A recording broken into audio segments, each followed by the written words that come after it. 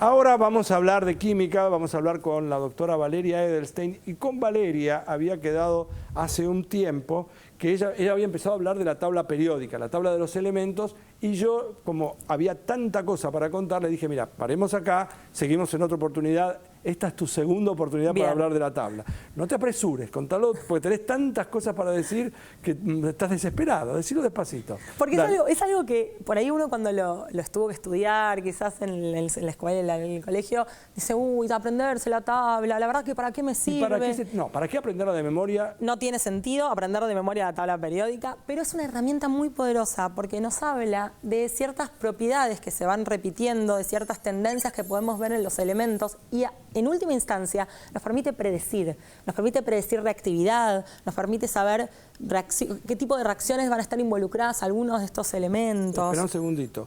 Para todas aquellas personas que no vieron la primera parte de este micro, uno puede buscar en internet, en la página Facebook de este programa, y pueden ir a apuntar directamente ahí, y ahí Valeria cuenta cómo empezó todo esto, la época de Mendeleev y otros que han hecho muchos aportes, tanto que decir Mendeleev, vos me corregiste la vez pasada diciendo, mira, Mendeleev sí, muy importante, pero no fue el único.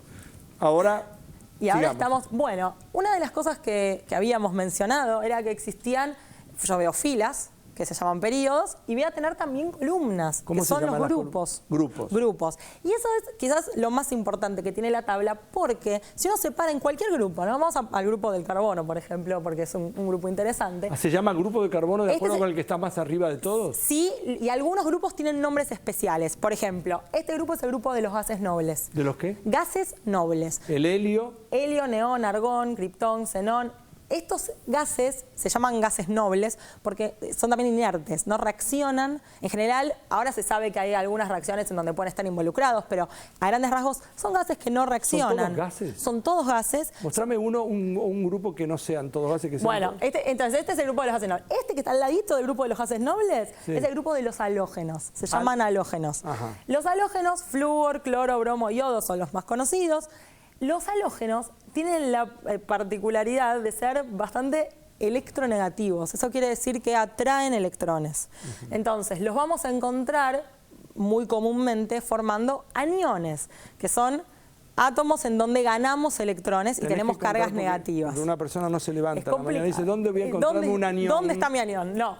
Pero la particularidad que tiene también este grupo es que contiene al flúor, que es el elemento más electronegativo de toda la tabla. Ajá. Después tenemos el flúor aparece, por ejemplo, en la pasta dentífrica. Sí, el flúor, por ejemplo, aparece ahí. También forma parte de la fluorohidroxiapatita, que es lo que se forma para proteger nuestros dientes, que es la razón por la que está el flúor en la pasta de dientes, justamente. Y hablame de un grupo que sea de características totalmente distintas a los gases y a los halógenos con H, ¿no? Halógenos con H. Bueno, el grupo que está, vamos para el otro lado de la tabla. De este lado sacamos al hidrógeno. El hidrógeno está acá porque es el número 1 en la tabla. El número 1 está fuera de toda discusión. Fuera de discusión. Entonces, acá tenemos los grupos, estos son metales. ¿Cuáles son metales? Estos dos grupos son metales. A ver, el grupo de litio para abajo, litio, sodio, potasio, rubidio, cesio, francio. ¿Dónde hay cesio en la naturaleza? ¿Hay? Sí, hay cesio. No sé dónde hay cesio en la naturaleza, pero hay cesio. Pero hay. Debe estar formando alguna roca. Litio sé dónde hay, porque la Argentina ha descubierto y se mucho extrae litio. Exactamente. Sodio también sé dónde hay. Sal de mesa, por ejemplo, lo podemos encontrar fácilmente. Potasio, lo podemos encontrar en los alimentos también. La banana tiene mucho potasio. La banana tiene mucho potasio, por ejemplo. Tiene tanto potasio, el potasio en uno de los isótopos tiene un decaimiento radioactivo e incluso hace sonar alarmas a veces en los aeropuertos. Una banana es capaz de hacer sonar una alarma, en algunos casos en particular, sí. Y después tenemos el grupo del berilio para abajo, berilio, magnesio, calcio, estroncio, bario y radio. Todos son metales. Estos son todos metales, se llaman, el nombre que recibe este grupo es metales alcalinos, porque cuando reaccionan con agua forman lo que se llaman álcalis, son bases muy fuertes, y este grupo se llaman metales alcalinotérreos. Esos son los nombres que llevan. Antes de terminar esta parte, este micro, contame otra vez, vos me decías que son radiactivos los que tienen el triangulito amarillo. Estos son los que tienen un triangulito amarillo, quiere decir que van a emitir radiación. Hay diferentes tipos de formas de emisión, a veces emiten electrones, otras veces emiten otro tipo de partículas, y emiten radiación, y entonces eso hace que, por ejemplo, se conviertan en otros elementos, se conviertan en otros átomos, en otros elementos. Y esos son los que tienen el triangulito Okay. Que hay algunos que son muy conocidos. El uranio, por ejemplo, que lo tenemos acá, es muy conocido. Dos el plutonio cosas también. necesito que me digas antes de terminar. La primera, cuando hablamos de vida media. Esto es una cosa también interesante. En un momento determinado, cuando uno escucha hablar la vida media, ¿cómo la vida media? La vida media de una persona. Pero algunos de estos elementos tienen la particularidad que están acá y de pronto si uno espera un tiempo ya cambiaron de propiedades, son otra cosa. Sí. Algunos duran tanto que nosotros nuestra vida es más corta que la vida de elementos. Exacto. Lo que se mide entonces es el tiempo de vida media, que se considera que es la mitad, el tiempo que tarda en decaer la mitad de la cantidad. Es ese tiempo que tarda en emitir la radiación y convertirse en otra cosa.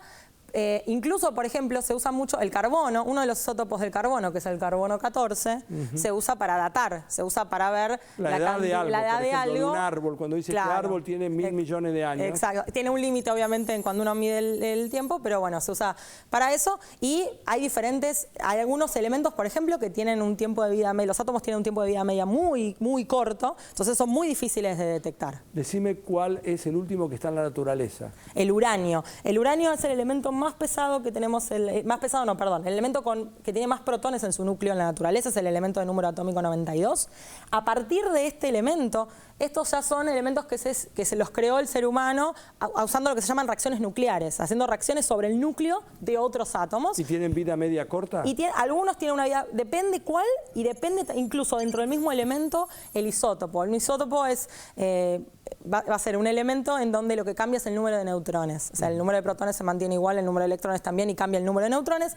Entonces, a partir del uranio, estos elementos ya reciben el nombre de transuránidos, porque estamos por encima del uranio. Ella, Valeria Edelstein, en este programa, hoy y la vez pasada, hizo la presentación de la tabla de los elementos, o la tabla periódica de elementos. Lo que vamos a hacer en distintas oportunidades es contar un poco algunas de las historias de cada uno de los nombres que aparecen acá, el cobalto, el hierro, el escandio. Sí, escandio, el titanio. O sea, en sucesivos programas, Valeria va a ir contando entonces algunas de las historias más significativas de lo que es más conocido para los químicos sobre algunos de estos elementos. Gracias, Valeria. Seguimos en Científicos.